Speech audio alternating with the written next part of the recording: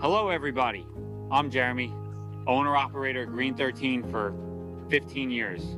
Third generation auctioneer and dealer of antiques and collectibles for over 30 years.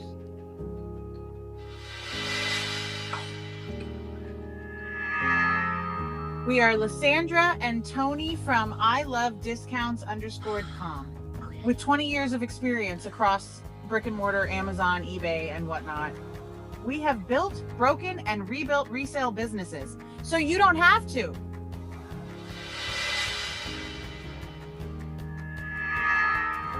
Hi, I'm Tracy, a CPA with over 30 years of audit and tax experience and have worked with businesses in various industries. I am also a seller on Whatnot, eBay, and Etsy. Hi, I'm Julie, also known as JJShopper on Whatnot.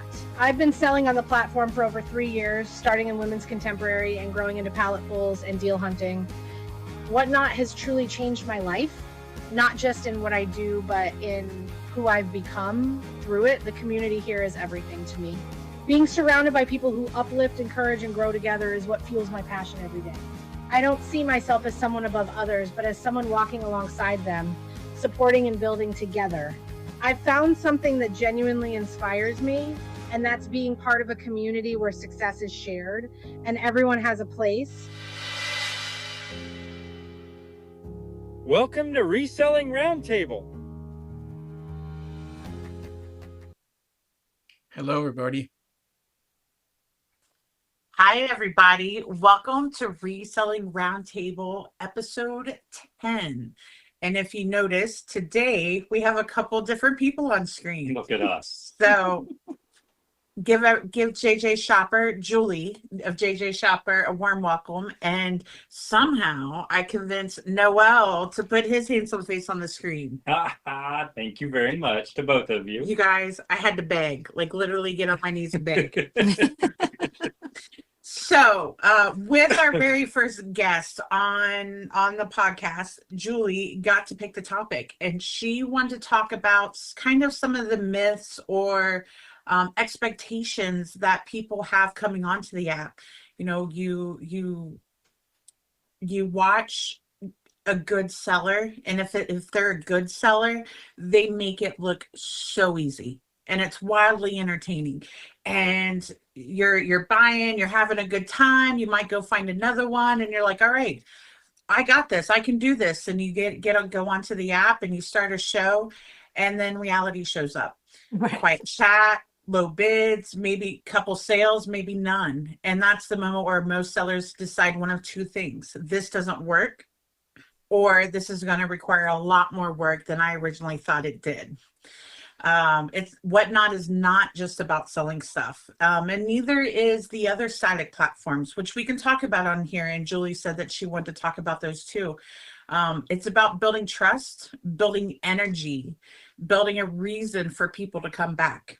And I will steal it straight out of Julie's mouth because I love it. She came up with the term shoppertainment, and it perfectly kind of like bundles up what Whatnot is about and being successful on Whatnot. But with that, I'm going to hand it off to Julie so she can give you her little elevator spiel and really start us off. Well, first of all, I would like to say thank you so much to all of you for asking me to be on. It's to be a guest on this is all in all exciting, but to be the first guest, it's a little intimidating. But I was very, very gracious for you guys asking me to come on. As they said, my name's Julie. You can find me on Whatnot under JJShopper. I am a one platform kind of gal. I don't sell or list on other platforms under JJShopper at least. We have had a eBay store for the better part of 14 years that we do strictly Hot Wheels, which is 90% my husband. But I don't, that's kind of his thing. I just kind of do the books over there and let him play with his, we call it vroom vrooms. And so he's been doing the eBay thing. He's been doing the eBay thing for that long. I myself I've been reselling for the better part of 12 years. but I always did mine live. I live in a very major city in Metro Detroit. I have a wonderful location for my home for garage sailing. And so I would have anywhere from 8 to 12 garage sales a year, in the 3-day weekends, pushing between $5,000 and $8,000. So I was always doing garage sales. And then one day I was at a reselling store, a thrift store, and I was listening to a conversation and somebody mentioned Whatnot. And so I went home and I downloaded it, and the rest is history. So That's awesome. That yeah. is awesome. Yeah. So did you have some of the same myths and expectations on the app when you decided to sell? Yeah, I mean, there's a lot of things that I wish I knew then that I know now. I mean, and I feel like everybody should at least feel somewhat that way.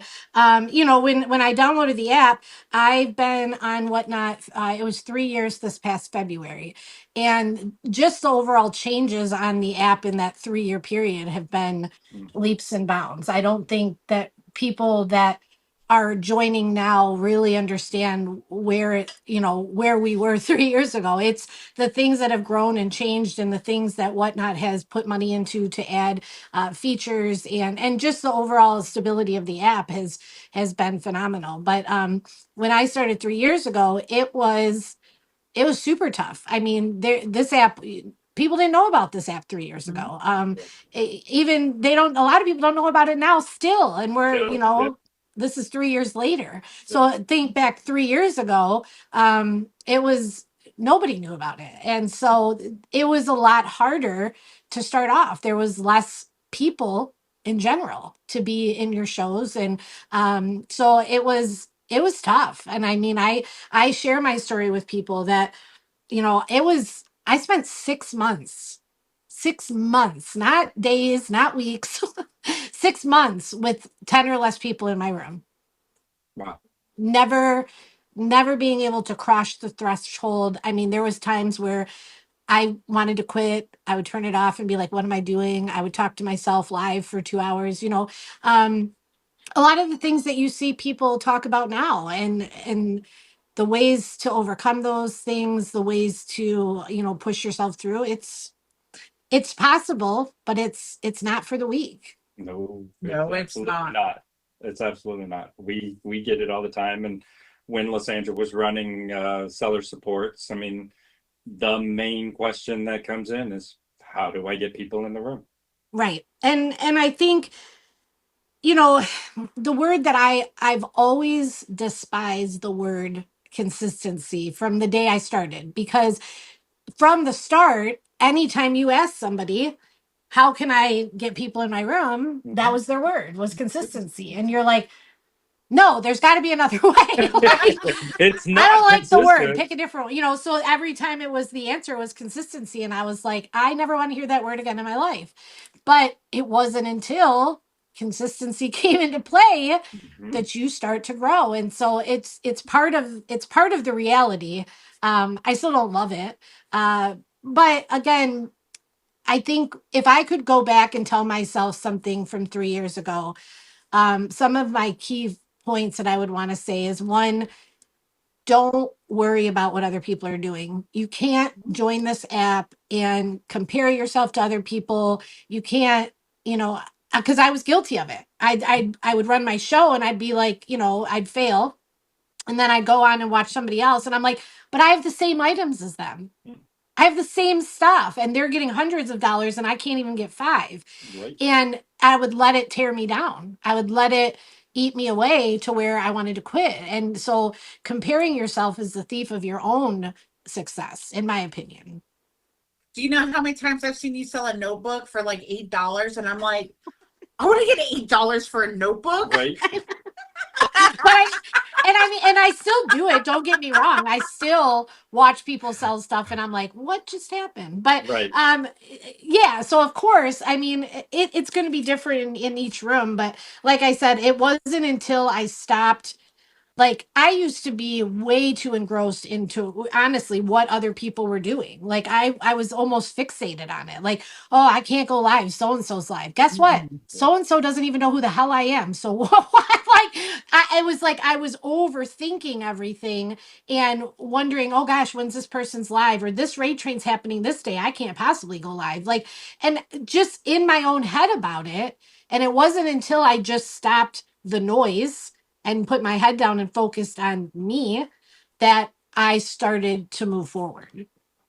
Yeah, I still do that today, in the comparison Mm-hmm. avenue of Sure. whatnot. I still do it, but it was a lot worse.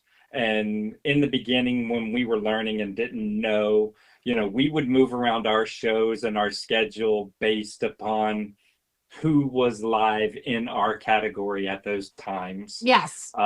So we ended up several times rearranging our whole schedule just to not be live when they were on, which was easier 15 months ago. Yep. Because in health and beauty, in any given night, there was 20 shows. Yeah, it wasn't a big category. Total. Now there's 80 shows an hour. Yes. On whatnot for health and beauty. Yes. And today would be harder to work around who you're trying to avoid. So the reality is, stop trying to avoid. Just go live whenever is good for you. Yes. And your people will find you. And if you are the bad C word inconsistent, they will continue to come to you. Hey, and for anybody new, new sellers on Whatnot, or any other live selling platform that happen to listen to this or watch this, you have value and you can provide things that someone with a large room count cannot. Mm-hmm. You can provide personability. Yes. Is that even a word? Yes. I feel good about it. Yeah. You can do so much more than someone with 200-300 people in their room cannot do, just because of how large their room is. So don't worry about those big sellers, and I don't like to say that either, but don't worry about those people that have 3, 4, 5,000 people in their room. Right. As JJ says, concentrate on you and the people that are in your room. Sure. Sure. I mean, the reality is that if you're listening and you're thinking about coming over to Whatnot or any selling platform, but I can only speak to Whatnot, set your expectations. That's the biggest thing that you can do, because if you set your expectations that you're going to jump into this and the bids are going to come and the sales are going to come and you're going to be, selling $1,000, next week, you're setting yourself up for failure. That's on you. You can't do that. You have to come in with a plan. I always tell people, download the app and become a buyer, and if you don't want to spend money, then become a watcher. Yep.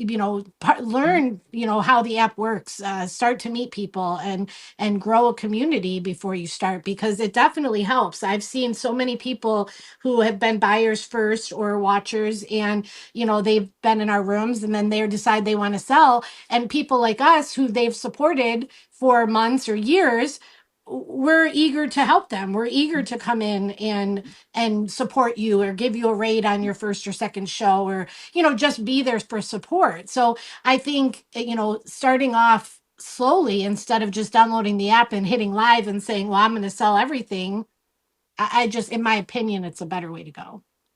Tony? I agree. Thank you.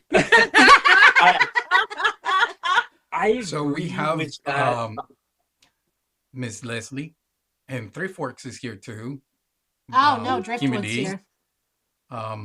We have Cher, and we have a comment by the Santi Swapper. I had my best show last week, and I had run a weekly show for 6+ months in a small collectibles niche.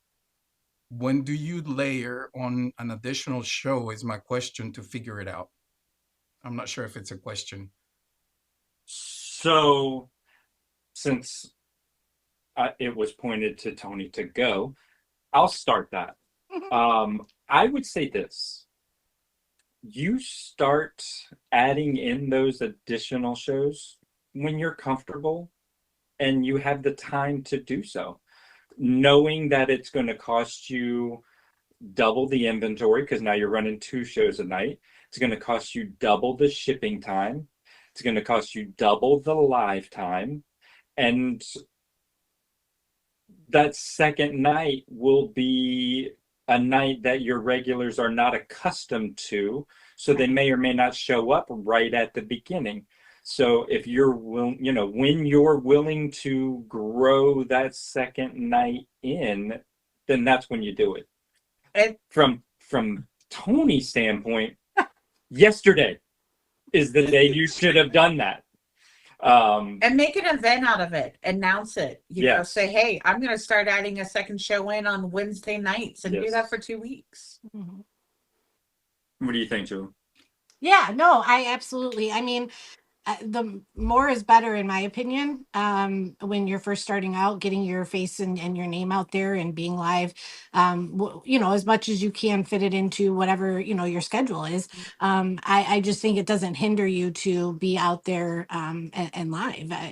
Set up a schedule at some point. But I've even been telling people too, if you're looking to grow, there's ways. There's so many ways to grow. But when it comes to something like that, maybe you don't add in a whole show. Maybe you add in a power hour. Maybe you add in something that is a niche of a kind of thing. Maybe you do a focus on one. Maybe if you sell in the, like he said something about a niche. So maybe, focus on another niche. Like maybe you decide you want to do mini dollhouse furniture. Like come up with a different, it's like a sitcom, right? Or like a different podcast or a new episode. Like come up with something like a power hour or something that's going to be a little different than what you do, and introduce that into your schedule. I like it. I do too. I mean, we somewhat do that with our Mhm. jewelry. One night it's necklaces and bracelets. One night it's rings. One night it's brooches and pendants. One night it's, whatever else there is, watches now. Right. You never know, but every night is kind of tailored to one specific niche of jewelry. And you can attempt to weed out people. Well, This is why we can't have nice things. oh my Lord. Uh, But The only thing that he doesn't know is that the chat on YouTube is actually recorded, so you can go back and check the chat. Fantastic. I love that. Great. Now people are going to show up on Tuesdays for all of us looking for banana hammocks. I'm gonna have to have some banana hammocks hanging up on my pegs behind my Right. head. There we go. Hey, it wouldn't be the worst thing I've done on Whatnot, Right. right? So anyway, what I was saying is, we tailor our shows with different niches of jewelry so that people who want those products can come in, and I don't necessarily have to waste everybody's time. They're not coming in looking for rings on Monday when I'm running necklaces and bracelets. And I That'll be on 100 Tuesday. honestly, I'm so behind that because as somebody for me who I don't wear rings other than my 2 rings. Like I'm never going to wear a different ring. This is my wedding ring. This is my grandmother's wedding ring. I don't have an interest in rings, but I love earrings. So I'd rather go to an earring focused show knowing that I really want to buy instead of coming in and you're doing 15 minutes of rings. Like you're going to lose me. Yes. Yep. Oh yeah, 100%. You're gonna lose me too. If I'm 30 seconds in, Yeah. see you. I'm out. And I'm going to kind of jump back to what Julie was talking about, run an hour of dollhouse furniture. But if you don't have the ability to source a consistent second show of the same inventory, make it a revolving kind of inventory thing. Like this Yep. week, maybe it's dollhouse furniture. Next week, it's a power hour of Gatorade. Whatever. Sure. Whatever. Yeah. Whatever. barbecue chips. Yeah, Right. barbecue. Whatever the hell you can get a good supply of inventory to run. Right, short exactly. And that's the beautiful thing of selling on Whatnot is that the categories are growing every day. And I mean, you can realistically run anywhere and jump around to categories and find things that you enjoy selling. And the algorithm does help you to guide that people that are interested in those things. So if you want to sell Hot Wheels, you are listed under toys, under Hot Wheels, and then that's going to give the people who are interested in Hot Wheels the focus on your show. So Whatnot helps you in that sense. Hey, I'm going to throw one thing out there. Yeah. Listen, not necessarily for Julie. Julie already knows this. But if you do start a show in Hot Wheels, that's going to be a very specific category on Whatnot, right? How many people do you think you're going to get into your room in a very specific category like Hot Wheels? Probably 20. But guess what? It's 20 buyers of Hot Wheels, folks. Yes, that's And- it. It's 20 buyers of Hot Wheels that will be in your room looking for Hot Wheels. So don't be scared about a 20-person room. Exactly. When that's exactly what they're looking for. 100%. Noelle, you've been awful quiet over there. Yeah, Noelle, what you got? Well, you see Miss Kate is here. How you doing, Miss Kate? Hopefully your account is back on track. Last week, remember she mentioned that she had someone hijack her account. So Yeah. hopefully, yes, the wizard. In my opinion, I think one of the things that it's very important is what Ms. Julie mentioned earlier. The fact that you have the ability to use the social aspect of this app and draw from that, not just to advertise, but to have other sellers advertise your shows and help you grow. It's a multiplier. It's a multiplier that a lot of people don't realize. And so when you start new, and if you don't take the time to make that social connection with a lot of people through being in the rooms, getting people to get to know you, to talk. For example, myself, I am not a seller. I don't sell on the app. The account is under Tracy. So, but if I go into a different room as a buyer, people know that, and through me, they have learned about Tracy, and so they come into a room, and one of the funny facts is that we had one of the guys that I buy Star Wars figurines from come into one of our shows, and he enjoyed it. He actually bought some stuff from us. So, and then from there, he started promoting us on his own show. Mm-hmm. And so Yeah, that expands the audience that you have. Yeah, and that's very truthful. And like I said, even in a non-buying way, can you create those relationships as well? And I have a lot of people that are regulars in my room that when I go live, I know they'll be there, and they rarely purchase or don't purchase, and those are some of my favorite people. I mean, I definitely am there, obviously, to make money. Don't get me wrong, I understand how the business aspect works, but those people are still supporters to me. They're a non-monetary, but they're just as important to me as somebody who's purchasing. And so and those relationships grow through interaction. Yep. 100%. I always say in the show, yes, I'm your hand model. I am showing you your jewelry, but I need the conversation to be two-way. 100%. I Yes. need that conversation to Yes. feed on, to keep it entertaining for everybody. Mhm. Number one, I can have 50 people in the room, but if nobody's talking Yep. and I'm talking to myself and trying to keep people entertained, I feel like I'm doing a terrible job because nobody's communicating back. And 100%. eventually I'm just wearing it down. But if I have 20 of those folks in my room who may never buy anything, Mm-hmm. or maybe they bought 8 months ago like a banshee and can never buy on Whatnot again, right? But they still come in and have the conversation back and forth for it to stay lively. Maybe they're in there and they just shoot the shit once in a while, or tap some hearts, or conversate between themselves. That is my favorite. When Yes. no, it is, because it means they're active in the room. If Julie came in my room and Leslie came in my room, and Julie and Leslie are talking amongst themselves, as long as it's not something that I want to kick them out for, that's Right. amazing to me, right? Well, and that's how, but that's how relationships grow. I mean, I have buyers only who hang out in my room. There's a lot of them, and they've actually become friends Yeah, outside the app. yeah, Not as they're buyers, and yeah. but they all know each other. We text in group text, like, it's become that, and I love that part of my room. I love that part of my room because, again, there's nothing worse than a dead chat. To me, I No, can't do it. If my chat's not moving, Hard. I'm out. yeah, Yeah. I've got to be done. Yeah. Hey, let me ask you a question on that real quick, if I can. If your buyers have become that close, how does it impact them bidding over each other or not bidding over each other? It's funny.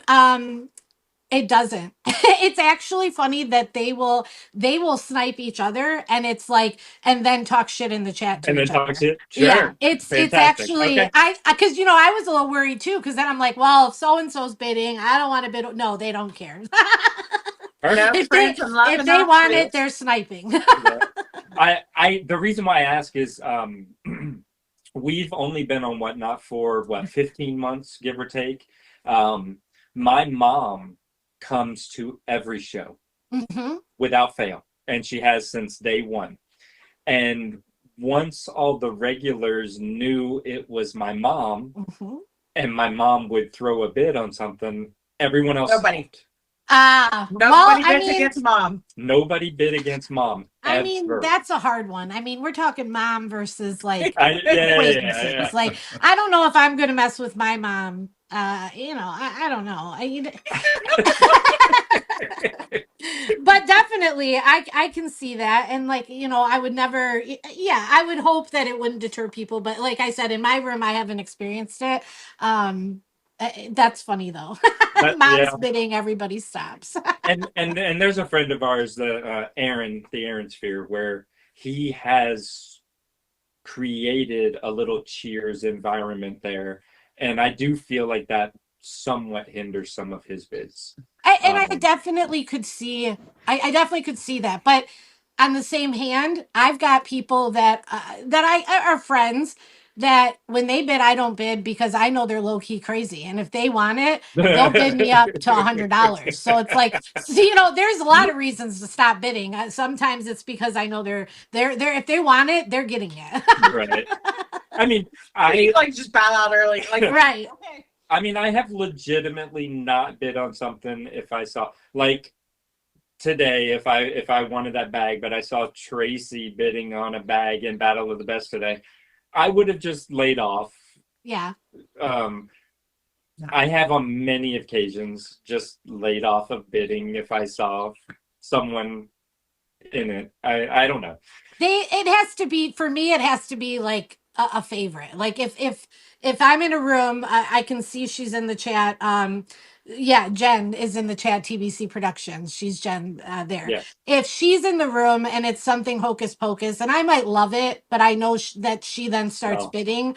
Like, I know she has a love, like that's her thing. You know what I'm Right. saying? So when you 100%. start to know people, yes, well, I probably lay off. But a beautiful thing to talk about TBC Productions, just because she's in here, is that if you guys have never been to her show, her people are even crazier, and they'll knowingly that somebody really wants it, buy it, win the bid, and then they'll be like, just kidding, send it to that person. Just give it to them. Yeah. So, crazy things happen all over. Hey, I'll be honest. I see that in a lot I've seen a lot. of rooms. Mm-hmm.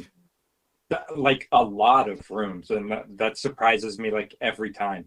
There's one newer one that I just started going to, and the amount of people that purchase something and gift to someone else Uh-huh. in that room is crazy.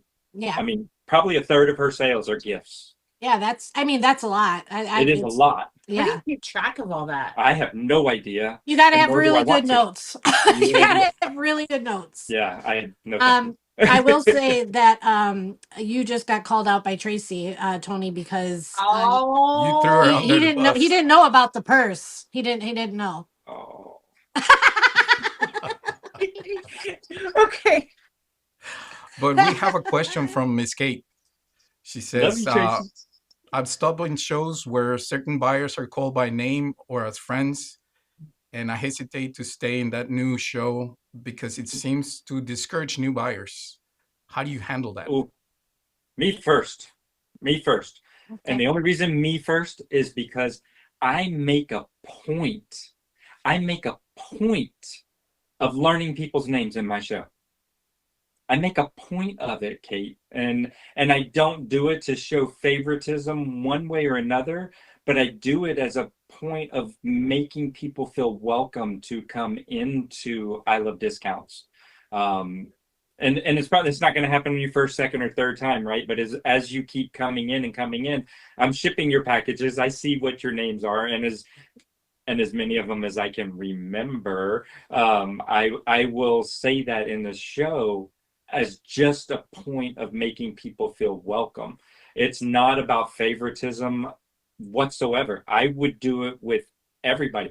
When we had 150, 180 people in our health and beauty shows, I was calling out a lot of names with every single purchase, but I made a point to learn as many of them as I possibly could. So Well, I think too, because and I think Kate, is also asking along the fact of you go into rooms and it seems like it's a clique. It seems like it does. that, the host knows these people, they have their own inside jokes and things, which I'm very guilty of. We have a lot of things that happen on my live that people bring up 10 shows later, like, remember when you did this? And, we laugh about it. I think your job as a host, though, is being able to keep that line of communication open with your regulars and having that banter, but also be welcoming of new people. And it's a balance. You've got to know. And that's why in a lot of rooms that, my room and a lot of rooms of people that I hang out with, first time buyers are celebrated. We welcome them. We let them know, like, this is a fun place to be. You're going to love it here. Stick around. Just making them feel involved just from the get go. Like, as soon as they come in, I think that you can overcome that challenge. I think so also. And I would respond to Kate's comment / question with a question directly to Kate. Hi, Kate. Do you feel, you've been in my show, do you feel at any one point in time I tend to gravitate to the cliquish environment? Or do you feel that I'm welcoming or not welcoming to new people alike in my show? And I'm asking mine specifically because I know you have been in our show. And I know there's a delay, so I'll wait for your response.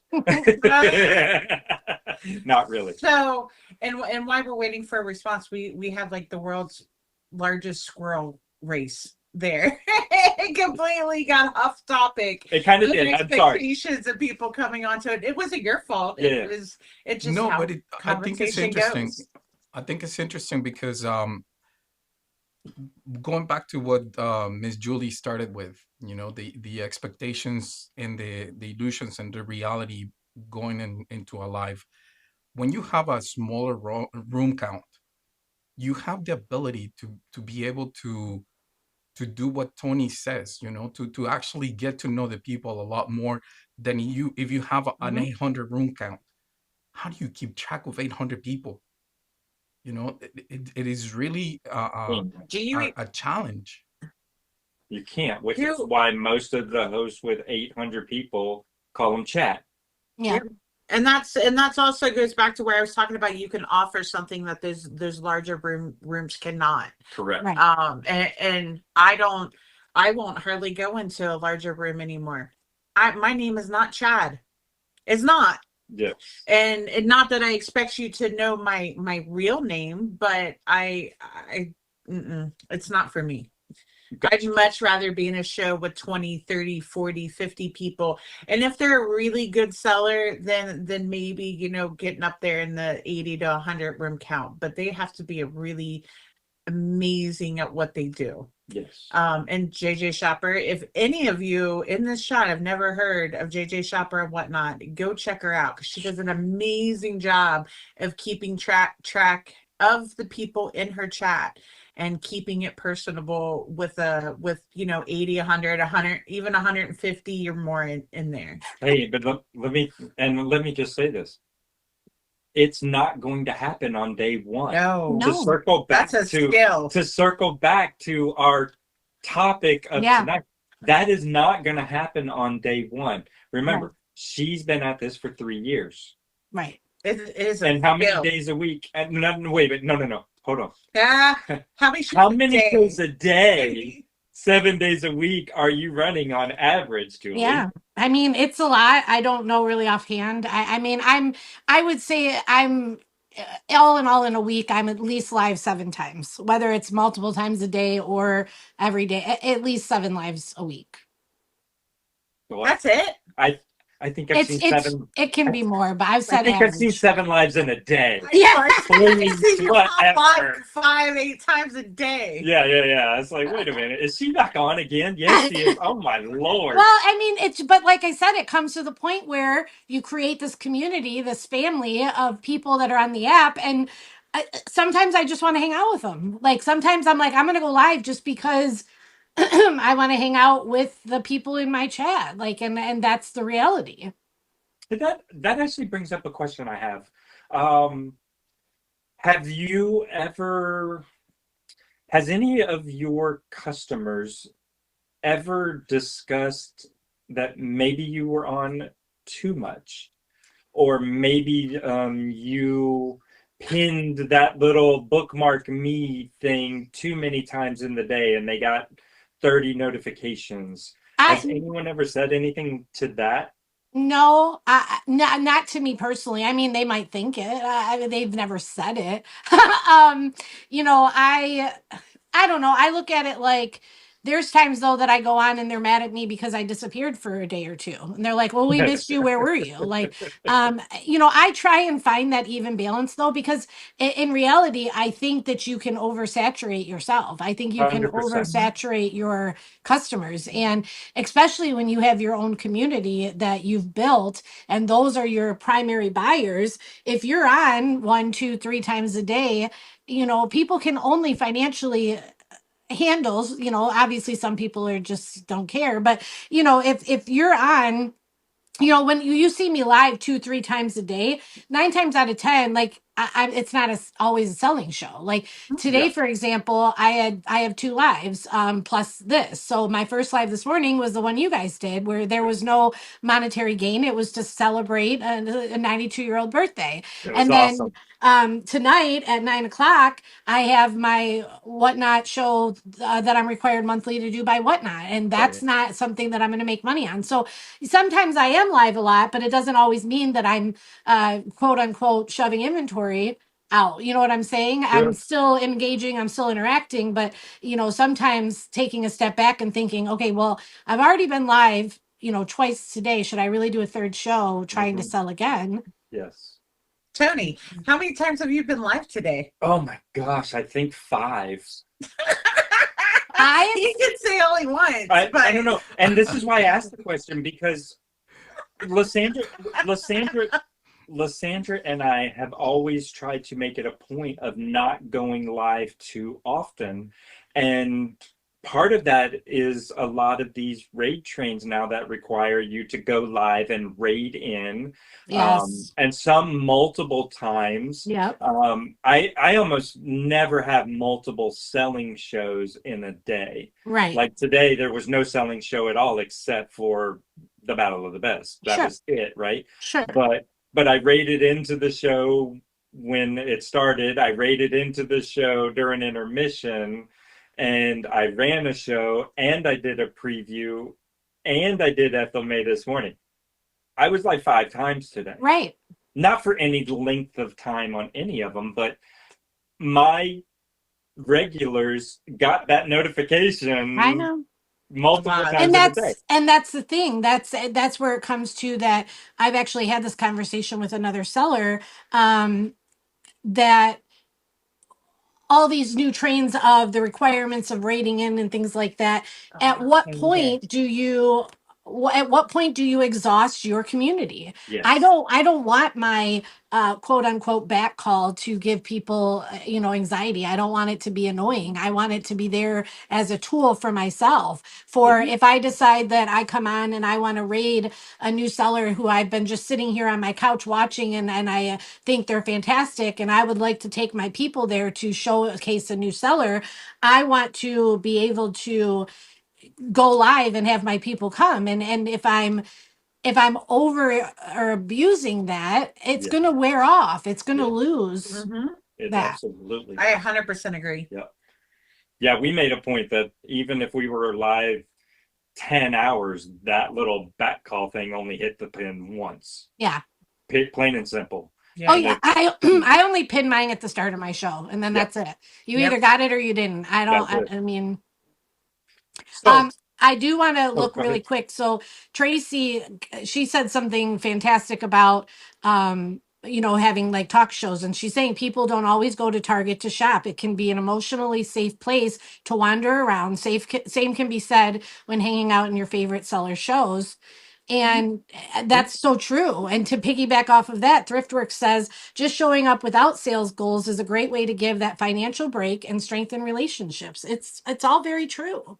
It is true, which is why I love doing raid trains. It's not always about selling and making profit, but going live and in a different environment. Yes, exposing ourselves to new people who would not normally see us, but typically there's a theme and it's fun and you have a good time, and hopefully everybody else is having a good time with it as well. So, well, that's except if you're doing the bracket challenge against JJShopper. Oh my God, dear Lord! And then it's hyper focus. Yeah. Well, I mean, to be honest with you, that brings me into our and the next point of our topic that we're doing so well at keeping at.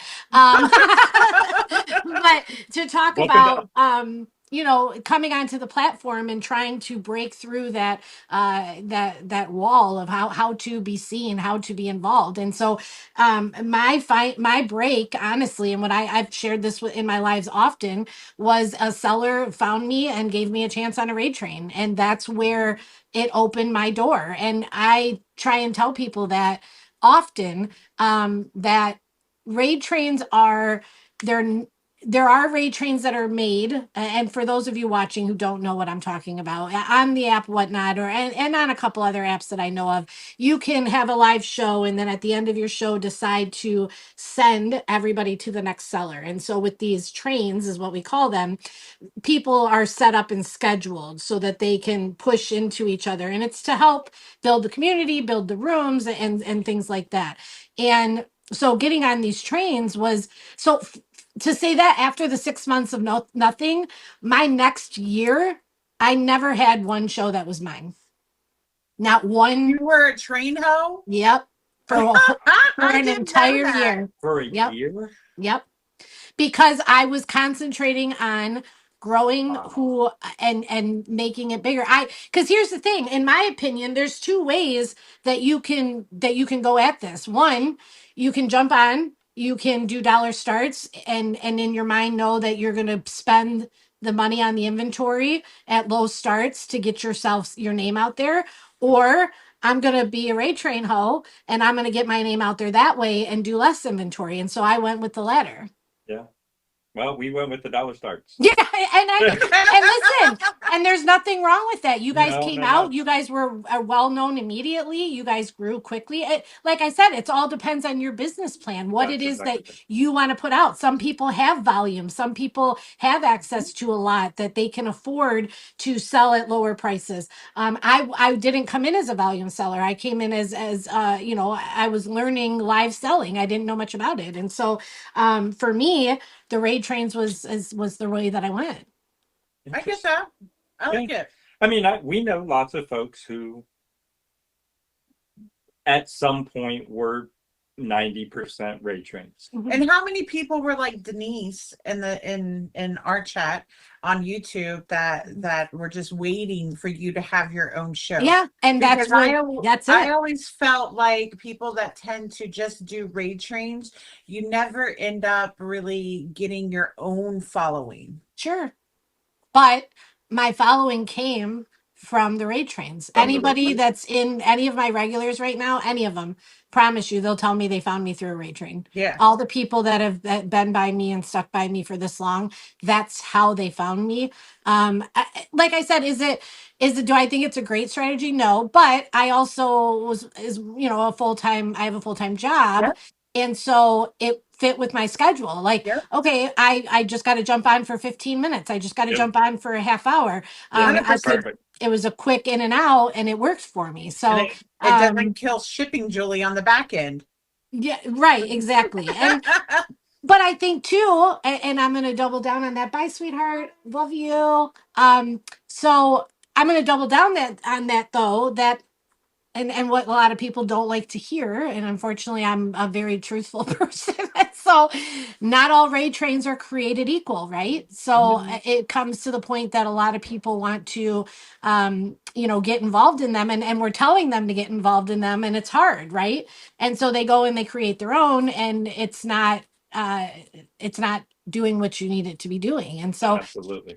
it is hard. It's the same thing. It's really putting yourself out there. But I'll tell you what, when I got the opportunity on that first train that I did, I gave it 140%. I had the theme down. I had decorated. I was dressed up. I had inventory that matched it. I mean, I was like, if I'm getting a chance, I'm throwing everything I have at this. And I think a lot of people don't do that. They join a raid train for the first time and they come and excuse my terms, but half-ass it, and then they don't get invited back and they want to know why.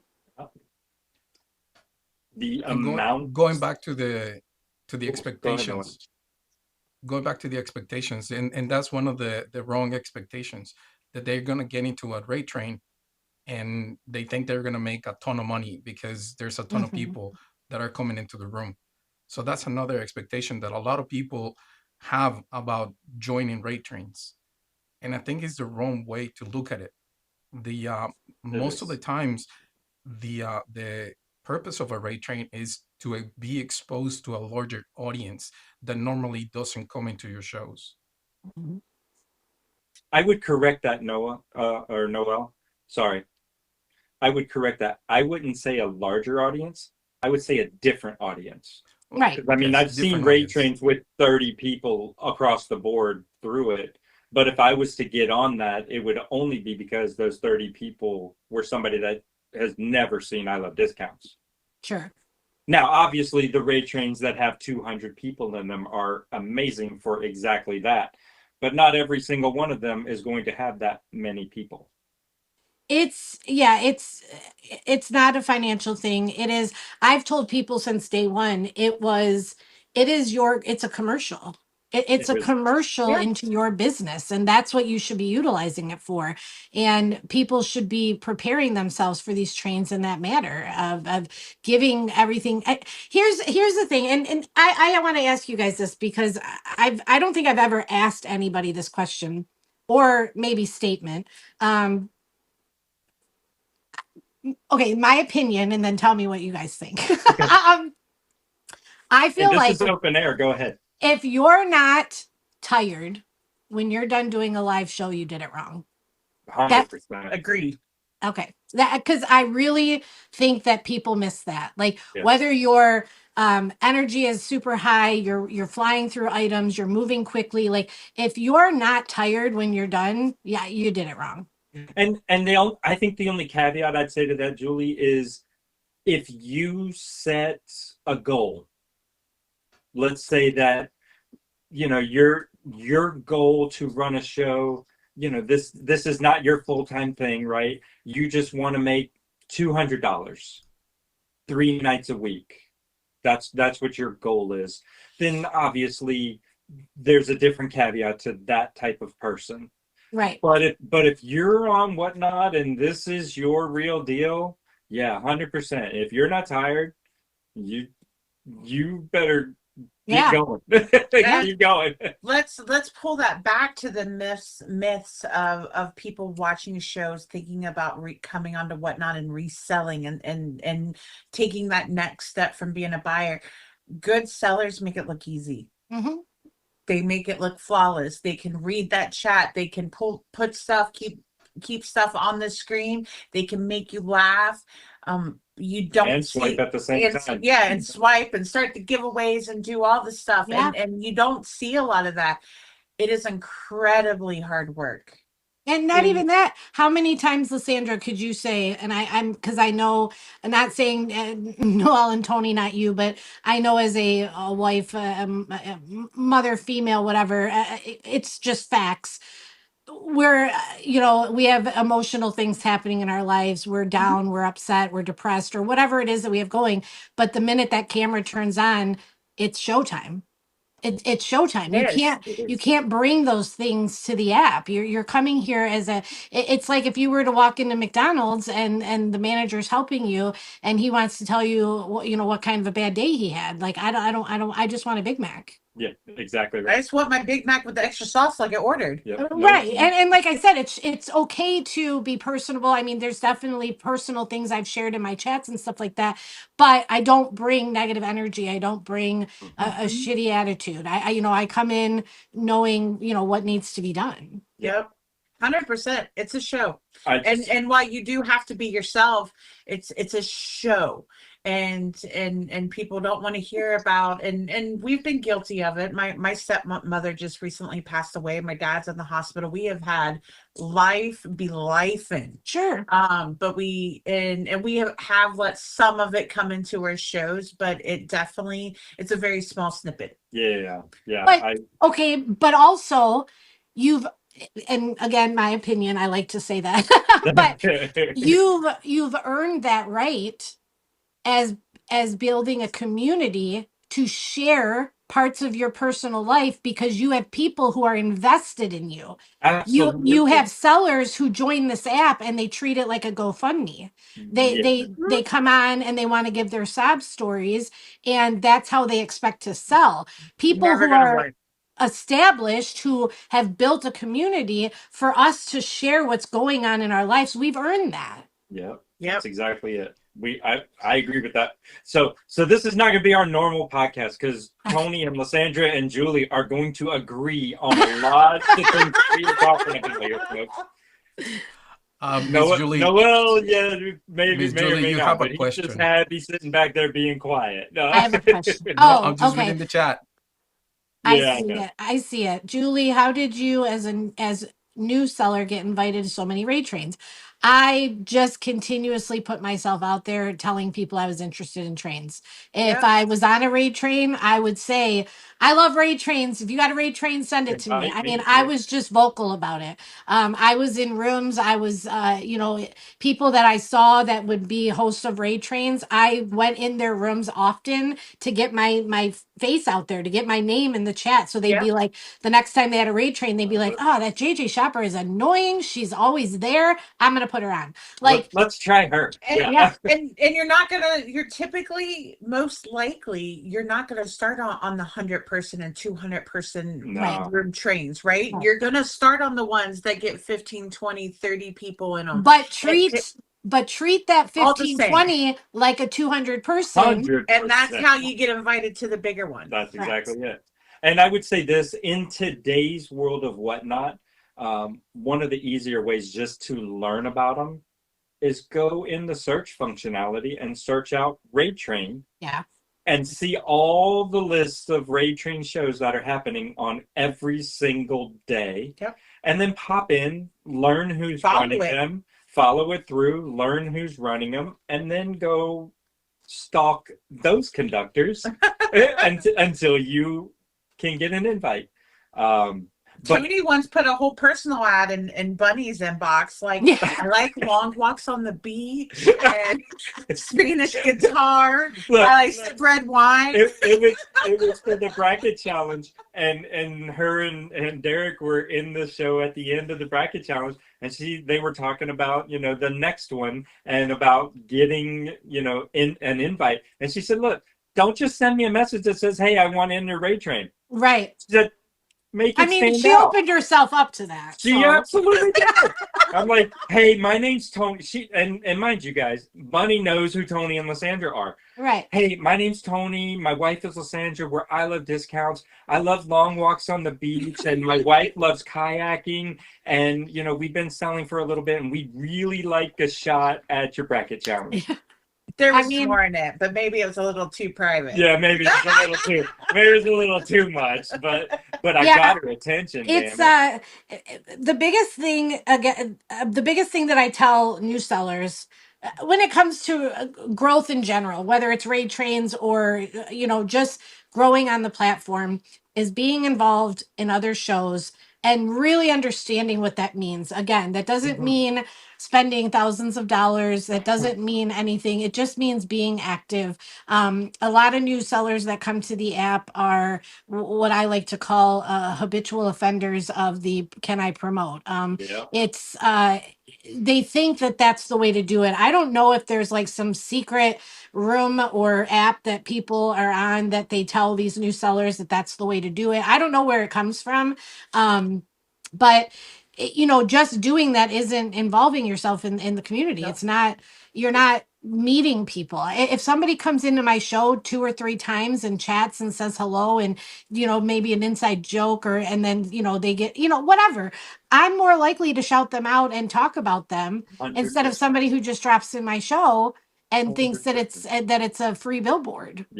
Yep. Lysandra's main goal has always been to go into somebody's show and make the host laugh. Yeah. And I might not make the host. She might not. She might piss them off. Guaranteed, I'm gonna make someone in that chat laugh. Sure. And just dropping the can I promote my show line? It doesn't work. That never is Newsflash. going to get anybody It to laugh. does not work.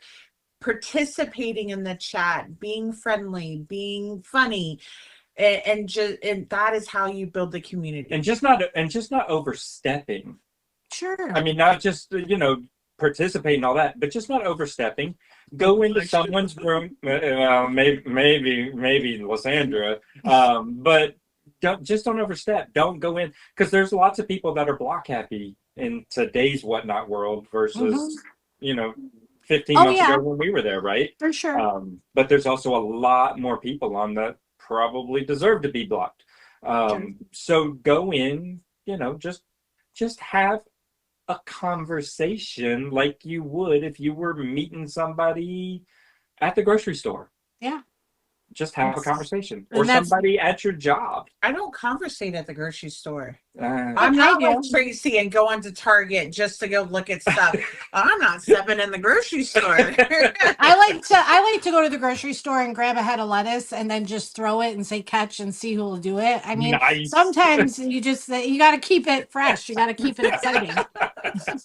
Start juggling bananas and see Yeah, who will you're help like, you out. you guys can find me in the produce section just causing a racket. I mean, Let's get sometimes there. you got to find something to do. That should be the next Whatnot show. Juggling produce. Really, it should be bags of chips. Yeah. I don't know. I guess going back to, like I said, is the expectations of downloading this app and success. First things first, again, let me just backtrack for 2 seconds that I wanted to say is get yourself somebody who believes in what you're doing, whether it's a friend, a parent, a spouse, whoever. You need one person, at least one person that's going to believe in this with you, because that's going to be your motivator to get through the hard shows. I was lucky enough that I had my best friend, and she's like believed in me more than I believed in myself. And every time I wanted to quit, she'd be like, Julie, they just need to find you. Like, just keep going. And if I didn't have that motivation next to me, I probably would have quit. And so, when you're starting on this app, find somebody, one single person that is going to keep pushing you even on the hard days. And I feel like That's a good advice. I heard a story one time in your show about that your husband did not believe in Whatnot. Yes. Is that right? Yep. Well, Yeah. because he's a eBay lifer, you know. He Yes. doesn't understand the live aspect. He has no interest in speaking live. He Mhm. yeah, and he didn't, you know, and again, for the first, you know, how many shows, he didn't see the success. He didn't see the Right. turnaround because there Yeah. wasn't any. Now if you asked him, he's embarrassed because he's like, I should have been behind this a long time ago. Maybe. Yeah. So when's the next Hot Wheels show then? Well, that's what I've been. That's now that. Well, so long Uh-oh. story short is that I have decided to quit my corporate job after really making sure that I felt comfortable on the platform and building. And so now that I will be doing Whatnot full time, I'm hoping to incorporate the Whatnot business into or the eBay business The into eBay Whatnot. into it. Yeah. Nice. So, mhm. Very I was on the nice. same Well, boat. congratulations. I was on the Yeah. same boat than Julie's husband. When Tracy started, I had no interest. So Mhm. I started doing this just to support her. So And I'll be honest, when Tony we learned about Whatnot from our post office lady, Mhm. and I was like, no, we don't need 10 more things on our plate because Mhm. Whatnot takes over your life. We It didn't know. does. We did not know that at the time. No, we were one of those people. We got on the app, and 12 days later, we had our first show. Yeah. I mean, We didn't know that, but when I brought it to her, she was like, she didn't even look at it. She was like, no. no. We had already, you know, we were already running a store and working 100 hours a week and Right. dealing with 10 employees at the time. And she was just like, I don't need anything else On my plate. on our plate. Sure. And then Yeah. she started looking at it. But again, what you've already said is that people who are doing well make it look easy. And so then people come on and download the app and they see that and then they just jump right in thinking it's going to be easy. And the reality is that it's not. And the Mhm. not just breaking through, you know, to get to be seen and to have people in your room, but the overall things that we're doing on the back end. I mean, I like to say I'm young, but I'm 43 years old. And when I'm unloading full pallets off my truck and jumping up and down off of the back of an F-150, I'm feeling it. And when I'm 100%. unloading boxes to the warehouse and I'm packaging, you know, 170 orders in a day, you know, it's a physical thing. And so Yeah. a lot of people come in and they're like, well, I want your success. And I'm like, do you? Are you Because Do let you me really?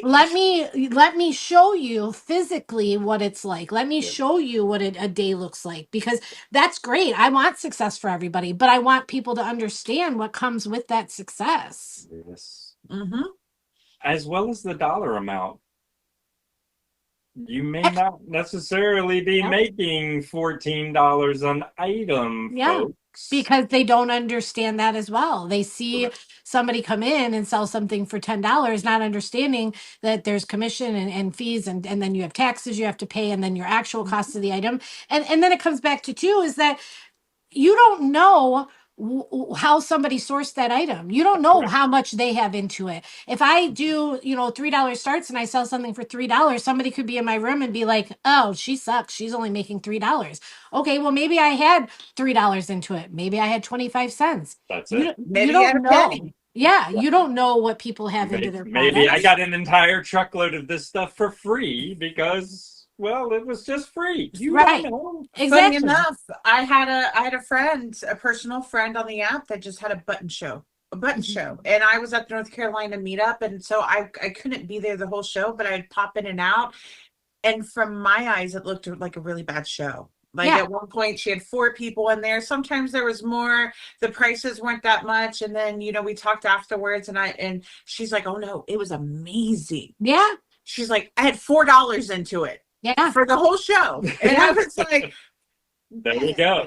you know? Perfect. And that's just it. Exactly. So a lot of people come on as window shoppers or, you know, observing of what things are to see if they want to join it. And I hope that people really, commit to figuring out what is all entails. It's a lot.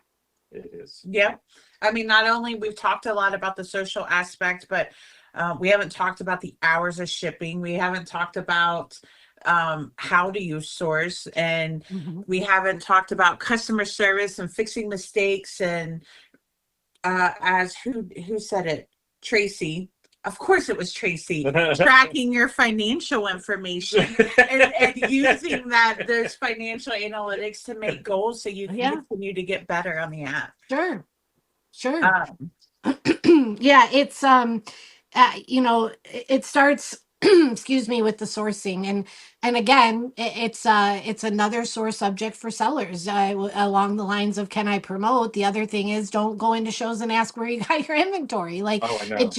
It's not something that sellers appreciate, because they've put in the time and the energy to create these relationships with their buyers of inventory. And if everybody shared where they sourced from, then how would they source? Because now 30 people have shown up and you're all buying what I was buying, and now I have nothing. Like, let's be realistic. There's a finite amount of these pallets available, folks. Right.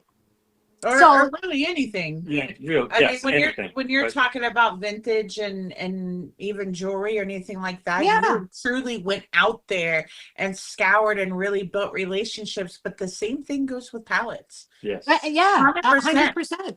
Why would you give somebody your honey hole? If Tracy knows of a thrift store where she finds beautiful vintage glass pieces that no one else really has been in, she's not going to go live and be like on a megaphone, like, hey, here's where you can find I mean, it doesn't matter what category you're in. That's right. That's the reality of, the more that you share of your sources, the more you're creating your own. I use the word competition lightly, but I mean, it is. I'm not competing against you, but I have to have inventory to stay afloat. 100%.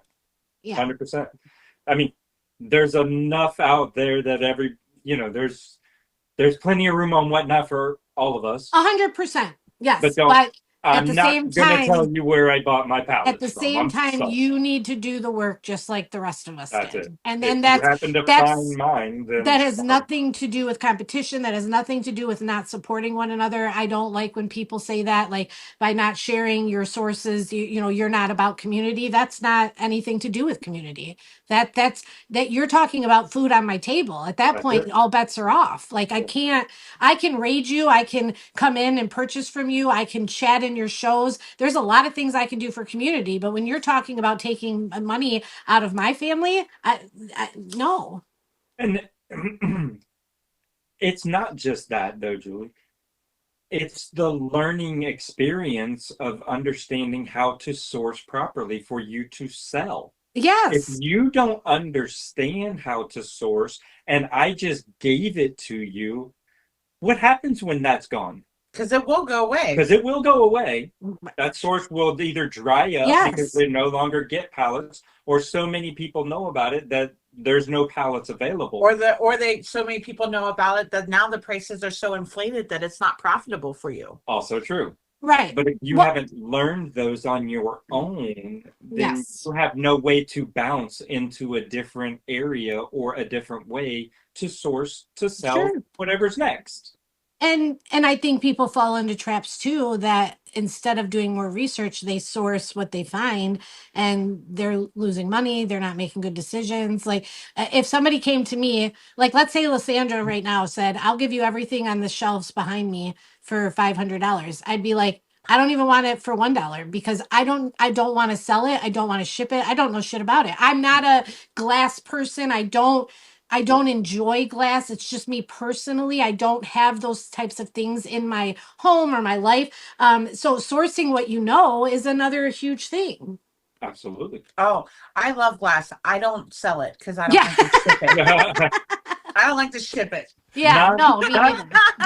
Not then I watch, but then I see Tracy and them over there selling all that glass, and I'm sweating. I'm like literally sweating. Us too. I don't know how that woman does it. I'll give you $50. Yeah. No, I mean, we have sold glass on eBay because it's one here, one there. Yeah. It's not like a live on Whatnot where I have to ship 100 vases Yeah. at the end of 4 Sure. hours. Right. No way. Yeah. So Nicole, that completely depends on what you're selling, right? Yeah. So let's just compare glass to jewelry because I know both sides of that. If I sold 100 items of glass, I'm probably going to be shipping for like 9 hours, maybe At least. 10 Yeah. at least. Yeah. But on jewelry, I can ship 100 items in less than 2 hours. And But and also, then the go sourcing ahead. is different. The sourcing is different. Exactly. Yeah. Absolutely.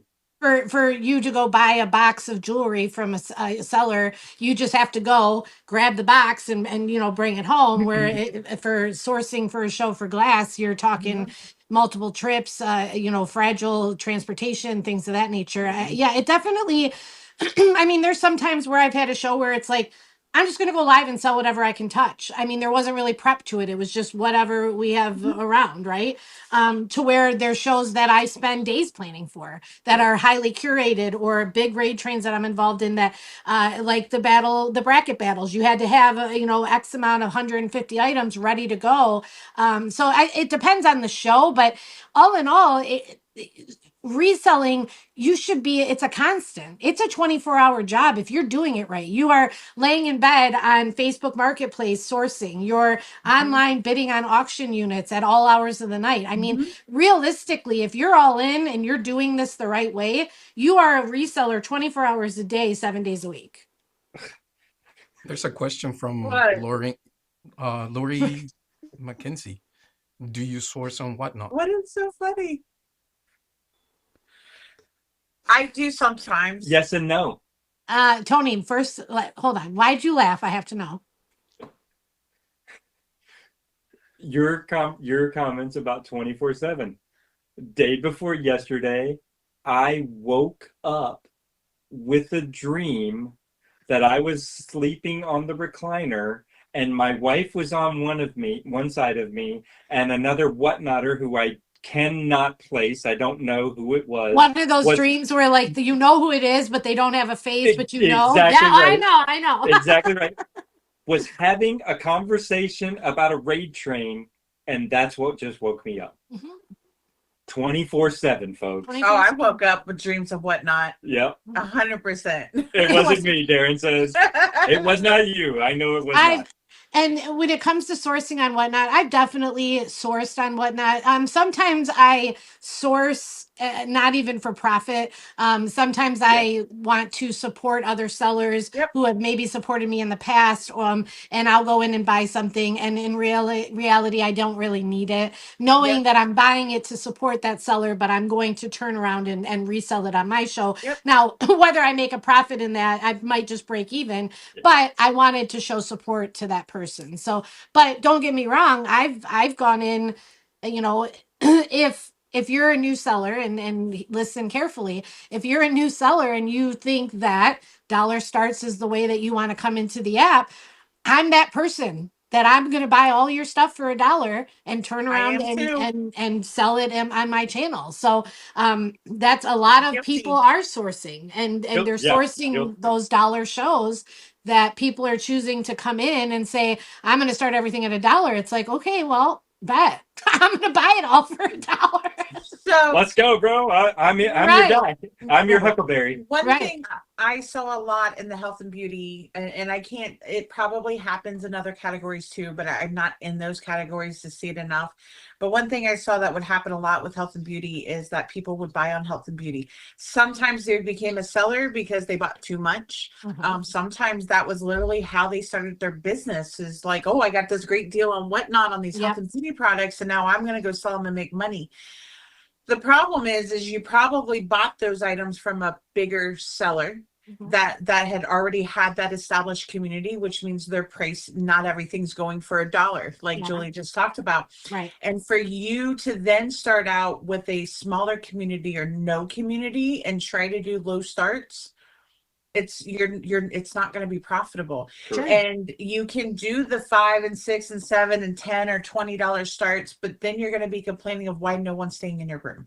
Well, and so the biggest thing that's really blown up in the last, I'd say, 6 months, maybe even less, but is the pallet sales and the case pack sales Yep. that have come to Yep. Whatnot, Yep. and where they're phenomenal if you are a smart buyer. And unfortunately, I'm sitting in a lot of these rooms and I'm watching what's happening, and so I'm seeing a lot of buyers purchasing these items and they're not mathing, they're not doing the math. 100%.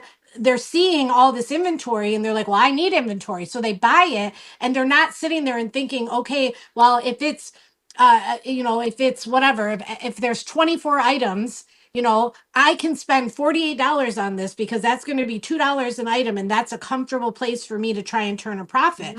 They're just bidding it up 6 ways to Sunday because they don't want to go and source. Or They're they like, don't well, I know can just how. sit on my couch and it's going to come right to me, and then they lose their ass. Yeah. Or they don't know how to source, and this is Yes. the only way they can think of it. 100%. I'm in those pallet shows. Yep. We have literally watched pallets of health and beauty Ah, sell for $4,500. Yeah. That I we saw- were paying $500 That we were for. paying $500 Yes. and $600 for. Yes. And there's a couple of pallet sellers who and I shouldn't laugh, but I do have to laugh because at some point you just have to know that people aren't educating themselves. They'll be running a pallet. Somebody was doing a closed pallet, and they're like, the price right now that you guys are bidding at, that's only going to be $9.78 an item. I'm like, Oh, yeah. Yeah. You're nuts. $9.78. Where are you selling? Where are you selling that you're doing $10 starts? And then 9 times out of 10, the person, once they buy it, oh, sure as shit, I click on that profile and they're a brand new seller. Yep. And I'm like, what are you gonna do with items that you just paid $9 a piece? Yep. Yeah, these aren't luxury clothing items, folks. There's Sam's Club jeans, for God's sakes. Yeah. But you're not gonna get $23. So, yeah, exactly. Educating yourself on all types of inventory. Lysandra and I were talking about this before we came on. The myth of the Google Lens and how people come into the reselling world, and they watch an Instagram reel where Joe Schmo goes to a garage sale and he finds this vase and it's worth $50,000, and now 700 people are out garage selling and they take a Google image and they're like, well, it's showing $5,000. It's like, yeah, guess what? That's my listing. I put it on for fun. Like I could ask for 5,000. Maybe somebody will take it. It doesn't mean that's what it's worth. Right. And 100%. so it comes back to knowing what your inventory is worth. What are you buying? What are you, like, realistically, can you turn these things for profit, and how much is that? Absolutely. I don't have much more to add to that. No, that's pretty definitive, and there shouldn't really be more said to that because it's the truth. If you don't have the knowledge, if you don't learn how to source, if you don't learn how to research, if you don't learn how to do all of these steps that it takes to become a reseller, Tony is not going to hand it to you on a silver platter. I can't. Number one, I've tried. It fails miserably. No one wants to do the work like you have to do the work. Sure. And then they get mad. I mean, they want instant success. I know. That's where it comes in. Everybody is wants it to just work for them, and they think and let's go let's go one step further, that there's people on this app who make promises to help you in turn for monetary things, and they're hoping that in buying that they're going to get this little golden book that's going to tell them how to become them, and that's not the case, because in reality you can't be someone you're not. I can't be Lysandra and Tony. I can't be Tracy and Noelle. I am Julie. And so even if somebody were to give you a play-by-play, that doesn't mean that you'll be successful off of that playbook. That's exactly right. That's exactly I right. think so. Noel had actually turned the camera around before the podcast to show his little setup Oh that gosh. him and Tracy, and I literally saw the fear in Julie's eyes, which I have never seen before. There was way too many cords. By the time he showed the fifth camera, I was out. I'm like, I Yeah. don't even know what's happening. But it's a lot. Like, wow, it's a lot. But it's one of my favorite streams to watch for the aspect of what they bring to the table, and that boosts them in what they do, and I think it's phenomenal. Does that mean I'm going to go do it? No, because I have a hard time remembering to charge my phone, let alone set all that stuff up. I mean, but it's fantastic. But we joked a little bit before the stream that when Tracy's live and they have a raid or a first purchase, they have this little, they might have something pop up on the screen, a duck or whatever. And I was like, yeah, if you guys want a dancing squirrel, I'm just going to put on the outfit and just do the thing, because That's I it. can't figure out the tech part of it. Nor am I going to. Right. Hey, and that's going to bring up a second little scenario, which I thought about earlier, and I'm going to put it in here right now because it does semi tie to that. Is you, as new sellers, you also, I know Julie mentioned, get one person that's going to help drive you, but you also have to learn, how are you going to sell? Are you a solo person? Mhm. Or are you a team like Lysandra and I, like Noelle and Tracy, who can do a lot more things within a show to make it run smoother than just a single person? Sure. So you also have to look at that. You may come into I Love Discounts and see Tony and Lysandra running a show, and it looks like, holy cow, that's amazing. How are you running 400 items in a show? Yeah. And then you go try and do it, and it's just you by yourself, and it's like, well, how the hell did you guys do that? Or our earring show format.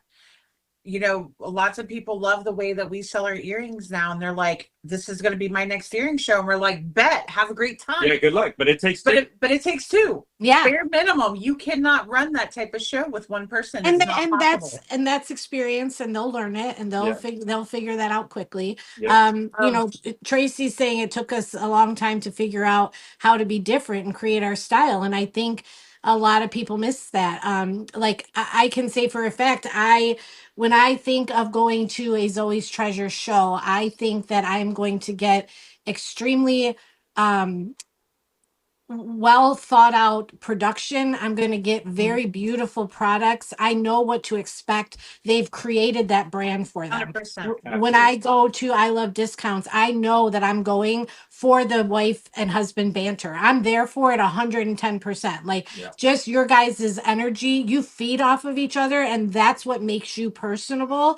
And then you guys excel by the products that you bring and the ability you have to push through so many. So you create your persona and why people return to your thing. I can't say how many times I've been in lives and I pop in as and I'm in the chat and say hello, and every single time they're like, if you want to laugh, go to JJShopper.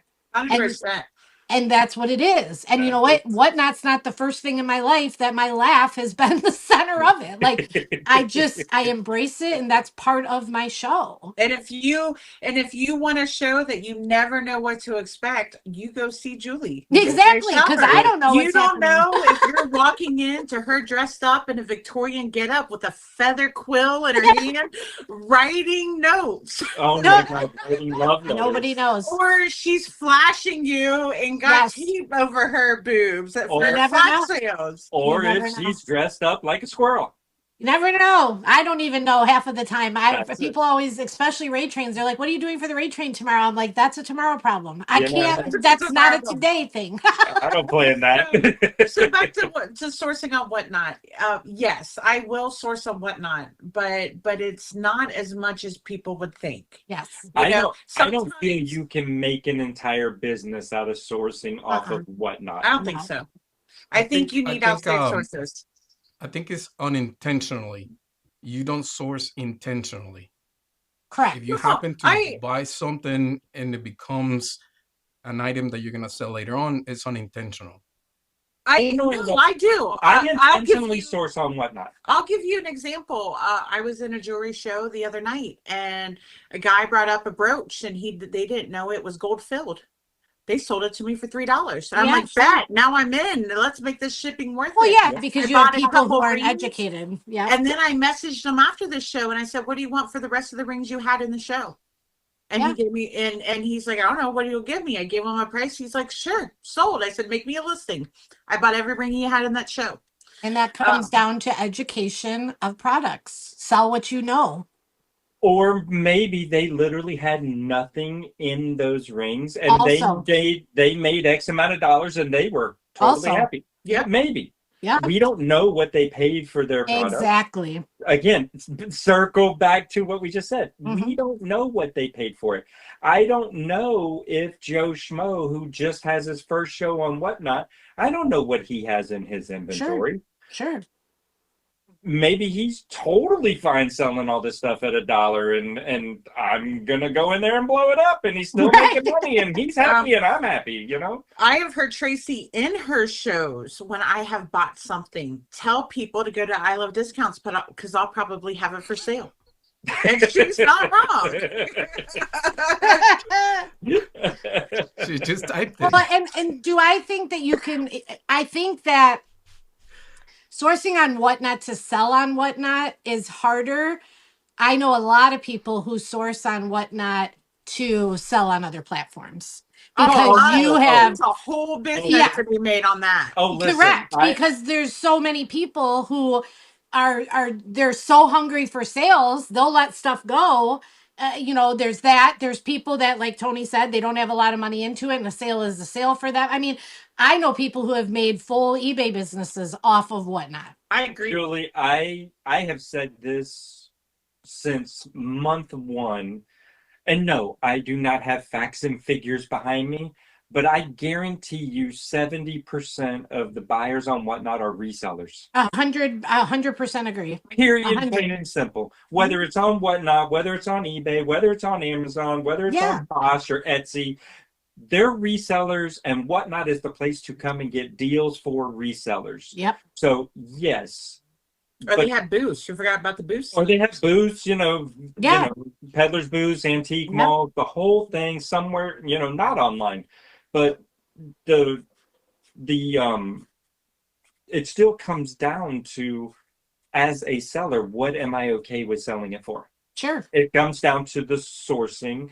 No, if you come into Whatnot knowing that 70% of your sales are going to be for resellers Mhm. that are never going to pay an eBay price for a product. That's Oh, I my used to get- favorite. I used to get so mad. It's my favorite when people start selling on this app and they're like, well, on eBay, I'm like, then go to eBay. Yeah. Not This- even. I this used is to not- get so mad. I used to get so mad. Yeah. Because look, and I've told this story before and probably on this podcast, but when we first started on Whatnot, I had just purchased 2 truckloads of health and beauty. hmm 2. And I took the first pallet, I took half of it, and in 3 weeks sold enough to pay for those truckloads. In Mhm. 3 weeks with a half a pallet of product. Right. And then I go to Whatnot and I'm getting a fraction of Yeah. the eBay dollars. And I spent the first several months, I was Cussing under his breath. I was not a happy Yeah, man. but that is part of investing in yourself and your business, and that's what you did, and it did pay off. But whatnot provided us that eBay couldn't was volume. Volume. And that's We and could that's not it. sell Yes. the I mean- type of volume we needed on eBay Correct. that whatnot allowed. I mean, the reality is those 2 semis held 60,000 Yeah, units of health and and- beauty.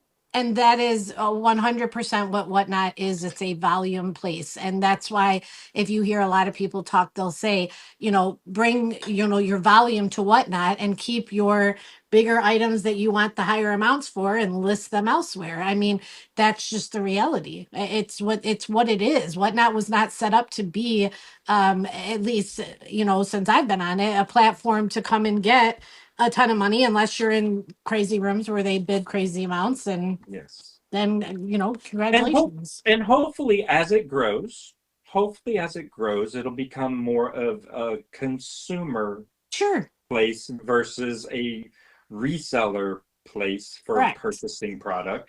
At which point, then hopefully we'll all across the board get a little bit better. But I don't see that happen anytime soon. I question though, based off of the sheer amount of volume that Whatnot allows you to push out, of whether prices will actually raise a ton. Yeah, I think it's going to be tough. Yeah. It would have to be an all or nothing. It would have to be a across the board. Sellers would have to come together and say, well, dollar starts are done. Like, let's start at 5. Like, let's, as a team of sellers, we'd have to do it together, and that it'll just never happen because you always have the ones who they can stand on a dollar start, or they just want to be different, and so they're going to push the envelope. And so, it's.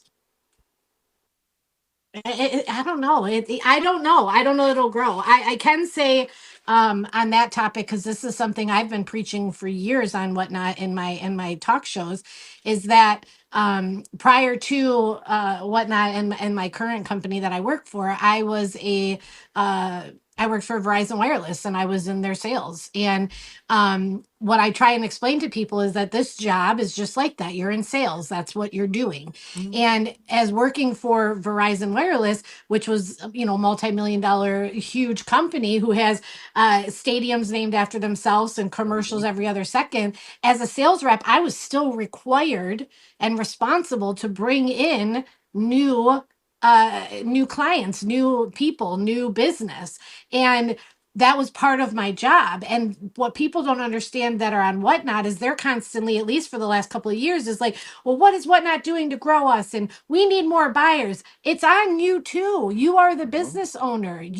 So you have your referral codes, you have social media, you have ways to be bringing new buyers in. Are you doing your part? Are you growing Whatnot? Because if you're not, you can't put it solely back on the company. Right. I think people miss that. I've heard you talk about that. Tony and I, of all places, went to a rabbit convention. I raised rabbits and showed I them didn't even know there was a rabbit convention. Learning 20 something new. 28,000 rabbits every Holy year. shoot. So, and we ran Whatnot shows from the convention, from inside of our booth, where we were selling snacks of all things, but we were selling jewelry on Whatnot shows inside the booth. And we decided that we were going to promote Whatnot and sign people up from the rabbit convention. And basically we did TV giveaways as buyer giveaways. And we said, hey, here's our referral code. Whatnot will give you $15 for your first purchase. If you want, I'll make you a custom listing to buy your snacks here physically. Yeah. And then Your come free $15. with your free $15 and come back later and try to win this TV and watch the show. One of my more genius moments in my Whatnot. But exactly that. You did it the right way. You shared, and I think that if you're not constantly talking about it and sharing and bringing new buyers to the platform, that you're not doing your job as a business owner, as a salesperson. Yep. Big brain. No, honestly though, dude, it took us a year. We have a it's closing, but brick and mortar grocery store. It took us a year to figure that out. Yeah. I could have literally had my QR code at my cash register for a year. Yeah. Never even thought about it once. Because a lot of people don't think about the referral. Like, you get money. They get money. You get money for referrals. Yeah. It's $5. I mean, after fees and stuff. On those listings, after fees and stuff, it was like, I think we made like $2 for every $15 sale with the $5 referral. No, with the referral, I get what you're saying. Well, but still, if you even are doing it just in general, referrals, they start to add up. I think people miss that. We signed up like 100 people. We signed up like 130 something people that weekend. Yeah. So that was $5 a person that we got. Plus they came in, did the $15. Some of them have come back in our show since, and some of them talked about going to other shows on Whatnot. Sure. Yep. But for every one of those that signed up, we sold $15 worth of snacks to them on a Whatnot listing. And then just handed them the bag. Yep. Everything was local. Well, they couldn't do it local pickup. We had to ship them something so they could Sure. use the credit. But Sure. Yeah. but But yeah, yeah, I mean, but that's genius. I mean, to be promoting it that way, to be adding new people to it. I mean, that's what we need to be doing. It. lots of people should be doing it. So I found something that I don't think we agree on, and we have to discuss it because I like Yes. debates. Uh-oh. She's pumped. She's like, I figured it out. I It's like, did. I've been waiting an hour and 40 minutes to find this one thing. Let's hear it. So several times you've talked about sourcing what you know, Yeah. which Tony and I do not go by that philosophy. But sourcing, I think, kind of comes natural to us. Yeah. But I mean, we have stories of we've sold $120,000 in yeast. Tony had an inkling about one of those gigantic 1,200-pound photo lab printers that you see in Walgreens and bought it. And I gave him crap for 3 months because, like, what are you going to do with this thing? And lo and behold, did he sell it? He did too. And we made a killing. But we jumped into jewelry, knowing nothing about jewelry. And I don't think we have found our stride yet with it, but we're getting there. Sure. But you can't possibly know that everything that comes out of your palettes. I mean, no, but that's where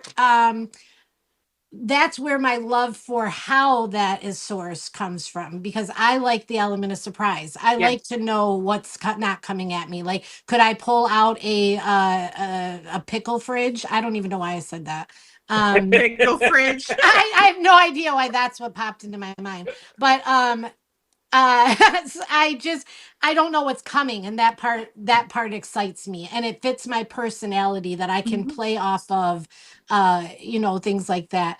That's where it comes to. I think I say like, I think that people, if they source things that they don't know and love, it's harder to do. It's like when people say, when you find a job that you love, it's no longer a job. I think when you find something that you enjoy selling, it brings that to life on the screen versus selling something that you don't know anything about. Gotcha. And I know, one of the ways that we Tony really got into the groove with health and beauty, we did random pulls. He just pulled an item out of a box. He didn't know what was coming. And it was always the funny little things like penis enlargement cream that he'd pull out and put in front of the TV or in front of the screen, being like, well, now. All right, now. Yeah, right. Ladies, here you go. It makes it fun. That's what I love palettes for. Yes. And we've lost a little bit of that with jewelry because there's really nothing fun about jewelry that you can play off of. I think there's lots of fun things about jewelry. Tony just doesn't see it. I don't see it yet, apparently. But I do like how easy it is to ship and how easy it is to carry with us for traveling. Well, so that... And I think too, Lysandra, it comes to the point too where you have to want to deal with new stuff, like, or be open to learning about new things. Like, if somebody came, and as the reseller part of me, if somebody came to me and said, I have 100 knives, just that I'll give it to you for $100. I don't know that I would do it because I don't like knives. Like, I'm that person that I open it and I can't figure out how to close it. And then I'm going to cut my finger off. And so I don't know that I would be apt to do it. Where there are some resellers that are like, screw it, I'm taking it. I'm taking the deal. We would take I take that deal. Let's go. So how'd you end up with all the jewelry that you hate selling? Something came along that I couldn't pass up. That's what it was. And I don't love doing it. So I do it, but for me, that's a filler. That's, I might have a light pallet load for a couple of days. So I'm going to pull it back out and I'll sell it. And then, you know what I mean? I look at that stuff as filler things. It's just not my focus. Yeah. Sweet baby Jesus, do not sell knives to Julie. I literally, I can't. I don't know what happens to me. The knife opens. I know there's supposed to be like a button or a switch. I don't know. And then before I know it, I'm just walking around with it like, someone close this. I can't.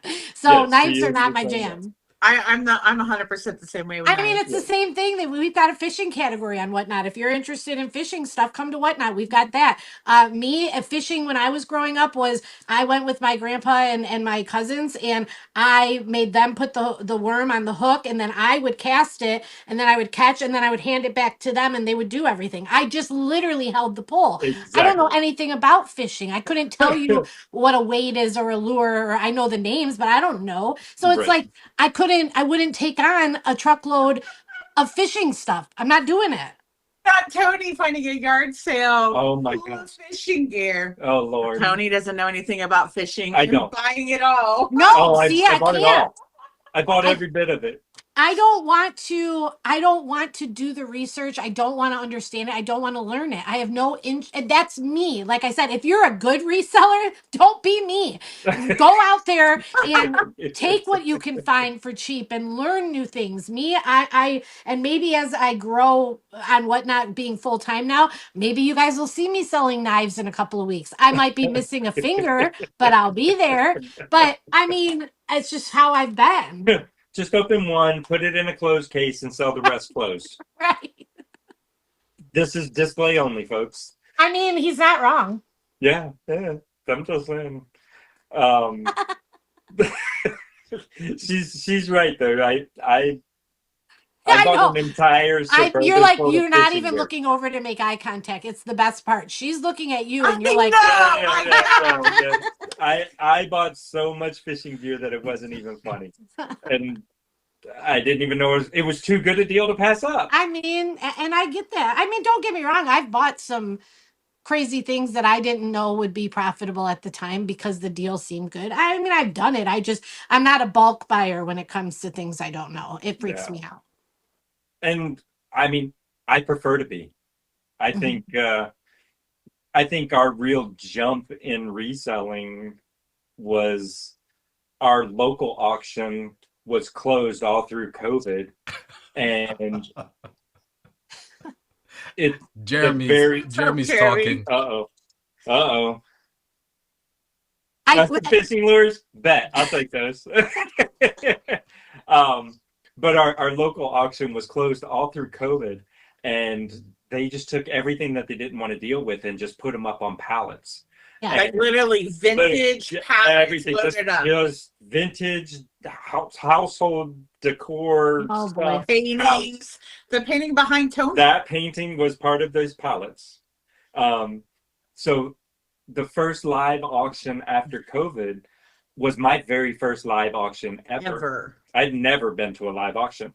So I went in and I'm like, oh, okay, this is going to be fun. Let's go. I didn't know how anything worked. I'm buying everything I can find, you know. Right. And then it got to these pallets, and he sold them in rows of 5 pallets per row. There was 4 rows. He had 20 pallets. I bought 15 pallets for $400. Oh. That painting alone. Yeah, I mean, that's hard to not do it. And Yes. yeah.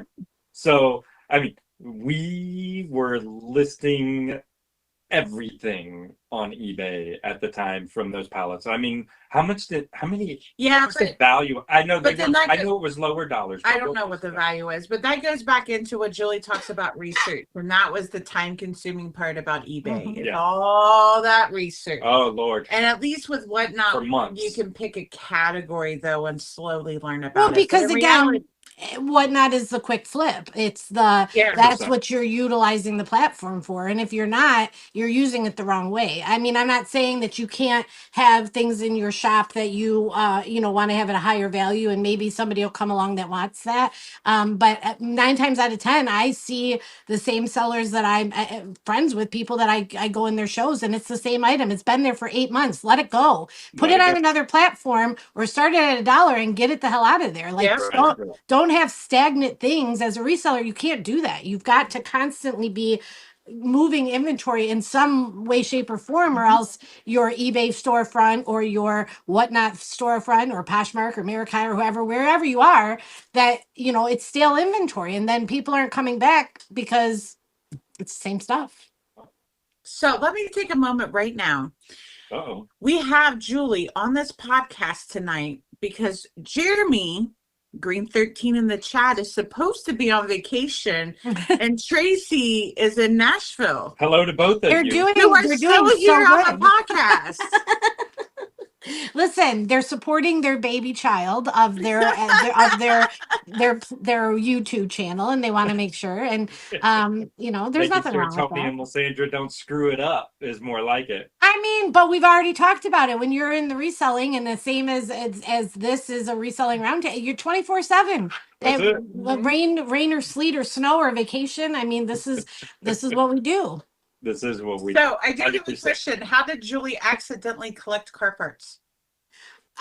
Pallets. I was doing a lot of Amazon high piece counts, and for some reason, there was just a run last summer that just had so many car parts that it became a game that we decided we were going to build a whatnot car because I just I kept getting you know, all these car parts, and needless to say, they're still here. We haven't built the car yet. I really don't. There's a lot. Wait, maybe we should do that at the meetup in Detroit. I mean, anything's possible. We could definitely, but yeah, I definitely got 5,000 cheerleaders. Maybe part of the Detroit meetup could be like, what's the competition where the people build the robots and then they fight each other? Oh yeah, Oh, the Like battle bots? battle war, Yeah. battle bots. Yes. yeah. That's funny. Yeah, no. So I mean, but that was another thing that you're taking a chance on inventory because you know I was told they were Amazon pallets, and I mean, don't get me wrong. Again, they were still profitable, but Yeah. I've got car parts coming out the wazoo that I wanted nothing to do with. So why don't you list them on the marketplace? So that's what I'm not a lister because of my full-time job. So I took on Whatnot for the flip aspect. I never Pallet. what? Why don't you list the whole pallet, all Just of the it, whole palette. to another reseller that's local to you? That was always the plan. It's just time. I never would put the time in that I needed to do things like and that's a lot of the reason why I'm leaving corporate America so that I can put you know so I can follow through on things like because when you're working a 9 to 5 and I've got you know I'm married, I've got a daughter, my mother lives here, I have a dog, and then you've got a 40-hour a week job, and then you're doing Whatnot on top of it. I'm trying to figure out 4 raid trains for the weekend. I've got 7 shows. Like listing that pallet was not in the top 40 things of the day. So it just keeps falling to the wayside. Yep, I get it. Yeah. 100% get it. Lysandra, Miss Go ahead, Leslie Noah. is saying that she is gonna wait in the pool while you Oh, guys I build see her it. a car. I see it. But Leslie, we need someone to paint the car. Yes, right. Exactly. Who's going to paint the car? Hello? No, I was just going to bring up a point, and this is something that my wife taught me, and it took her a long time to do it. And this is something that a lot of resellers do not understand, and it is the cost of inventory space. Storage The cost. storage of inventory. So how much space does a pallet of car parts cost, Julie, over a year's time? In your house, because you're still operating out of your house, right? It costs a very heavy tarp, some wood, and it's been sitting on the side of the house for a year. Oh God, they're outside for a year? Yeah. Oh But dear God. yeah, it's I mean, you gotta do what you gotta do. That's So where what? I ended up. Yeah. You I hear you. snap a little picture, you take the tarp off, you snap a little picture, put it on Marketplace, put your mom in charge You of it. can't be do like, that here. First $200. You can't do that here, ma'am. I've been sitting with snow for the last 5 months. I can't just go and flip the lid off. It's covered in ice. Michigan. Maybe that's why you don't live in Detroit. Yeah. Yeah.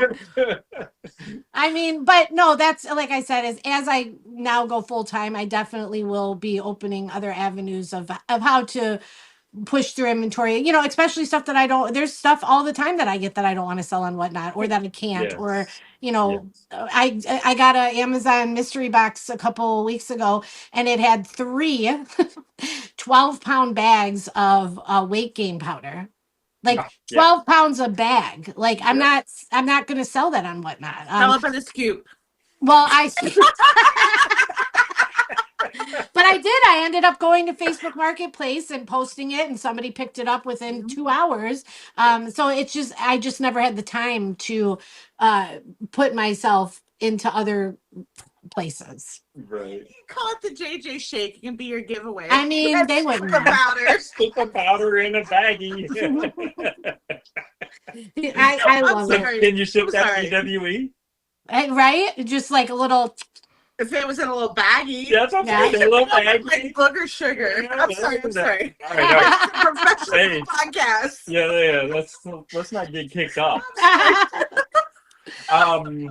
Okay, so I'm gonna just say this. I know you have your show later tonight that you have to do. Mhm. It is 8:20. Oh, 20's the time. I am the timekeeper. I will hold us true to 8:30 tonight. So with the 10 minutes left, I would ask if there's any questions in the chat that need or want to be asked, and I would say give final thoughts on our original topic of tonight. I don't know. I think the best chats are squirrels. I think the best chats are things that you go and cover multiple of things, because the reality is that it helps somebody out there. I do a weekly talk show on Whatnot.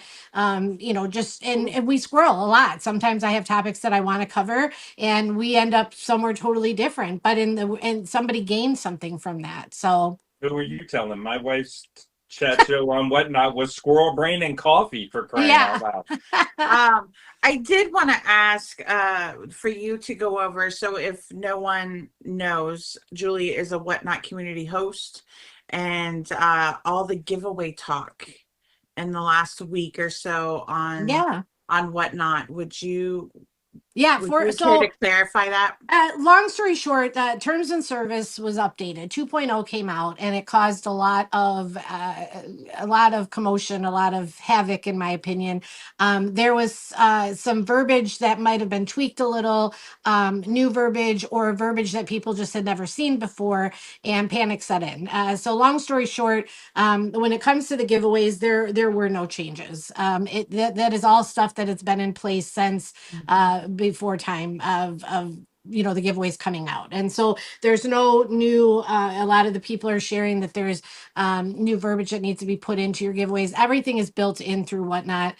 They have all their legalities and their terms that are involved. The only thing that has come through is that the transparency of what the item is. So you can no longer have flat and free as your title, or something fun, or piece of jewelry. You can say you're going to get a pair of earrings. You could say that, but they want you to be more specific about what you're giving away, and transparency, just because people abuse the giveaway policy. And also a big no-no, and a lot of people unfortunately do it, is the monetary value of the gift cards. We're giving away an Amazon gift card between $5 and $100. Yeah, you can't do that. You have to state what the actual value of the gift card is. So you know, those are the biggest changes. And it just comes back to transparency. And I think that on this app, it's more than important than ever, because you know, there's some bad press out there, not to even cover it, but just to mention it. And so we need to be on point here. We need to be making sure that we're doing the right thing, so that we're bringing the right kind of buyers, and that we're giving this platform the name it deserves. Were those even changes though?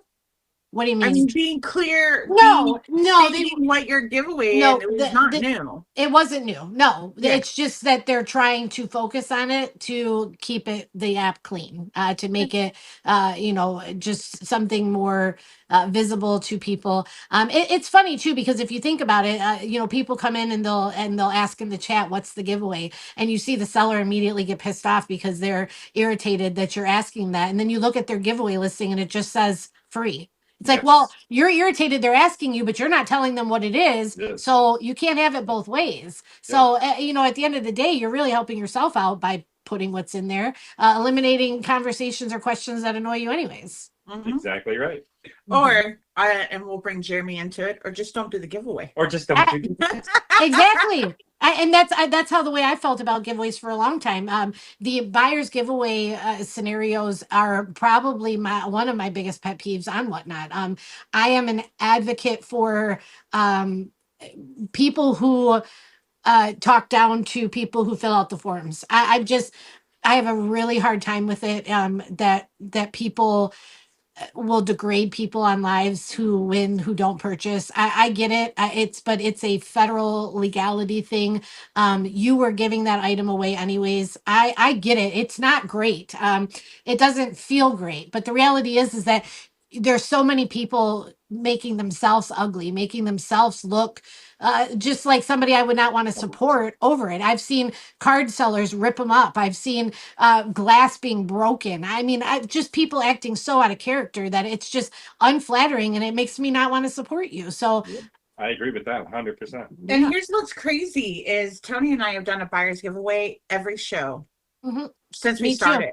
Me too. Since we started. And we're talking Twice. Me too. Twice.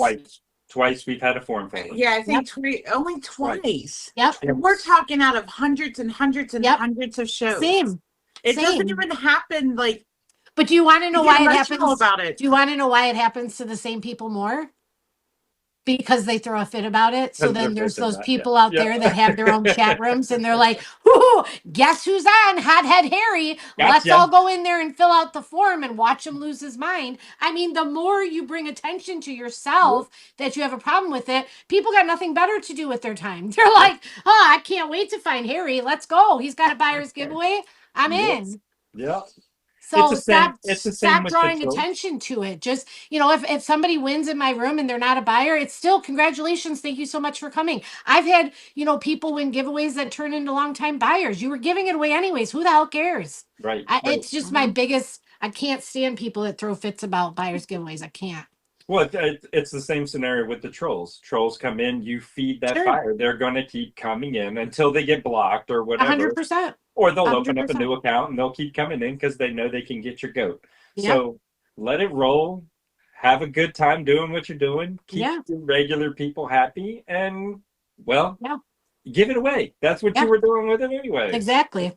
I mean, you know, I'll leave you guys with the way that I look at joining Whatnot, becoming a seller, is understanding that success builds over time, right? It's not an overnight thing. You have to come in wanting to commit to this 100%. If you are easily, if your feelings are easily hurt, if you give up easily, this isn't the platform for you. That's not a discouraging thing for anybody listening. That's an honest truth. Yes. If you really want this, you're going to put in a lot of time. You're going to put in a lot of hard work. What I can say is that invest in yourself, invest in your business. There's a lot of people that are on this platform that's called Whatnot. Unfortunately, to make money off of new sellers, I just ask you to pay attention and invest in yourself, invest in your products, invest in your giveaways, and you'll succeed. You will. Yeah. I like that. Good words. And a little bit ago, Kate, in ThriftWorks, we're talking about most of that information is free. So correct. 100%. And like I said, there are a lot of people out there that do offer, they offer classes, they offer books, they offer this. I'll never say that you're not going to gain knowledge from that. Again, that just comes back to making smart investments, making sure that if you're this habitual going to everybody's rooms and buying their cheat sheets and buying their books and nothing's changing for you, change how you're investing your business. Yeah. Absolutely. Yeah. Your time and money. And I don't know if anybody was ever really aware, but one of the reasons that Jeremy started this podcast is because people wanted to know how to rewatch his Random Rambling show that he did on Sunday mornings. And he did not want to put a dollar sticker in the bank. Sure. For people to be able to rewatch it for 90 days.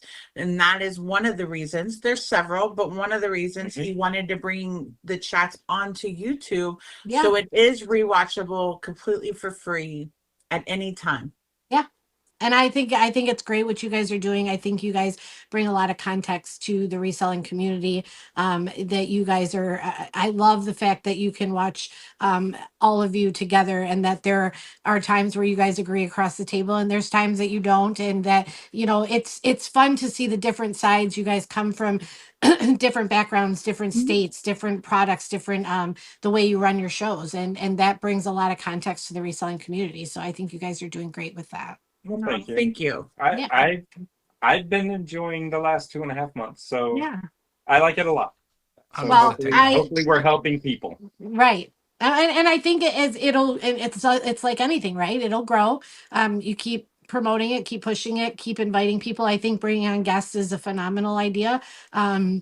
Just to get a little bit more of an outside perspective here and there. Absolutely. And I think that I like I said, I'm extremely grateful that I was asked. It was not expected. I don't take it lightly. So I hope that the three of you, as well as Tracy and Jeremy, know that. I'm very humbled to be asked to be here. Well, we appreciate you doing it. Yeah, That is for 100%. With that, folks, we're going to end this. It's Have time. fun. Thank you for being here. Yes. Thank you for listening to us ramble. Hopefully you got some nuts out of that swirling. Or some little tidbit of knowledge. We're Right? not divvying out nuts here. Just saying. I don't know. We've seen some nuts on whatnot. I'm just saying. Oh, Lord. No. All right. Thank you, guys. Noah, do Thank you you, have guys. anything to finish Thank you this so off with? much. Yeah, I'm gonna play the closeout. So hang out. All right. Thanks, everybody. We'll see Bye, you next everyone. week. Thanks, Julie. Thanks for joining, everybody. Catch you all later. See you next time. Goodbye, everybody. Okay.